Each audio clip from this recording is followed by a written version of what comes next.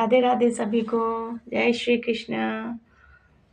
आज तक मैंने वीडियो डाला है खूब सॉन्ग की, फिल्मी गानों की, भगवान को लेके, और मैंने खुद भी गाने गाए हैं जो आप लोगों के लिए। आप लोगों ने बहुत सपोर्ट किया है, मुझे लाइक किया, सब्सक्राइब किया। मुझे तो, मैं कुछ भी जानती नहीं थी और मैंने वीडियो बनाना शुरू कर दिया क्योंकि मुझे थोड़ा सा सोचा कि मुझे भी ज़रूरत थी, इसलिए मैंने भी करना शुरू कर दिया।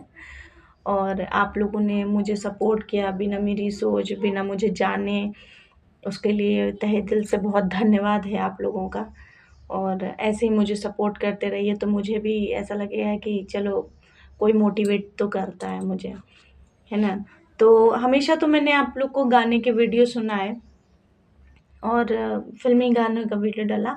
आज मैं आपको कुछ अपने बारे में बताना चाहती हूँ कि आप जिसे सपोर्ट करते हैं उसके बारे में भी तो आपको कुछ ना कुछ जानना ही चाहिए कि अरे इनका एक वीडियो आया था जिसमें इन्होंने अपने बारे में भी बताया था। तो मेरा नाम मोनिका शर्मा है और कल से नवरात्र प्रारंभ हो रहे हैं, इसलिए जय माता की। और कल पहला दिन माँ शैलपुत्री जी का है और गुरुवार है कल 3 तारीख, 6:19 से घट स्थापना प्रारंभ होगी और फिर समय 7:22 तक है, 7:23 तक है, फिर 11:52 तक है, फिर 12:40 तक है। फिर आपके हिसाब, पूरा दिन माँ का है।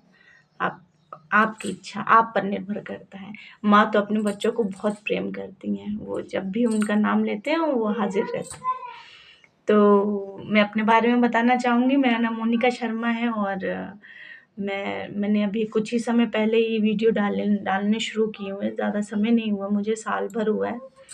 और मैं आपको अपने बचपन की एक कहानी सुनाती हूँ। मैं बहुत छोटी-सी थी, मात्र होंगी 7 साल या 8 साल की। और मेरी बहनें नवरात्रि व्रत रहती थी और मैं बहुत छोटी थी, घर में सबसे छोटी थी। और मेरी बहनें मैं अपनी बहनों से कहती थी, दीदी आप लोग व्रत रखती हो और मुझे फरारी नहीं देती खाने के लिए। तो मेरी बहन कहने लगी कि बेटा अभी तुम छोटी हो और छोटे बच्चे व्रत नहीं रखते हैं, और बेटा तुम्हारी तबीयत ख़राब हो जाएगी, वैसे भी तुम्हारी तबीयत ठीक नहीं रहती है। क्योंकि मैं बहुत ही शुरू से ही बहुत वीक थी, बहुत कमज़ोर थी। तो बहनें मेरी कहने लगी कि बेटा अभी तुम व्रत नहीं रखो।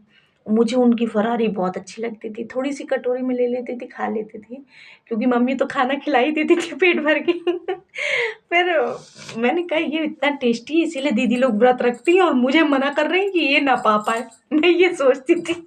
और मैंने एक दिन क्या हुआ कि जैसे ही नवरात्र प्रारंभ हुए तो मैंने कह दी ये इन लोगों ने तो व्रत रख लिया और फरारी खाएँगी और मुझे मिलेगी नहीं, मुझे वही रोज़ का खाना मिलेगा। तो मैंने कहा इस बार मैं भी व्रत रखूँगी। तो मैंने क्या किया, मैंने बीच से ही व्रत रख लिए। तो मेरी दीदी कहने लगी कि बेटा तुम कुछ खा नहीं रही हो, खाना नहीं खाया तुमने, सुबह भी नहीं खाया। हमने कहा वो मेरा व्रत है, आप लोग के साथ ही खाऊँगी। तो मेरी बहन कहने लगी कि नहीं बेटा अभी तुम बहुत छोटी हो, कोई ज़रूरत नहीं तुमको व्रत रखने की, व्रत नहीं रखना है तुम्हें, समझ में आए?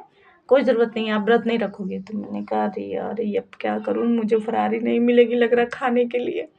फिर मैंने मेरी बहनें जैसे ही अपनी फरारी तैयार करके शाम को माँ का पूजन-वूजन करके बैठी खाने के लिए, तो मैं भी अपनी थाली लेके बैठ गई। मैंने अपनी थाली निकाली डायरेक्ट कि थाली बड़ी रखेंगे तो ज़्यादा मिलेगी। लेके बैठी, तो दीदी कहने लगी क्या है? हमने कहा हम भी व्रत हैं, हमको भी दो खाने के लिए। तो मेरी बहन कहने लगी मम्मी देखो, इसने बिना बताए चुपके से व्रत रख लिया। तो मम्मी कहने लगी कि अब इसने रख लिया है तो दे दो। तो हमको उन्होंने खिलाया अच्छे से और देखती रही कि पेट भर के खा ले, इतनी छोटी कहीं बीमारी मान ना पड़ जाए। और 2 दिन हो गए, तीसरे दिन मुझे बुखार आ गया।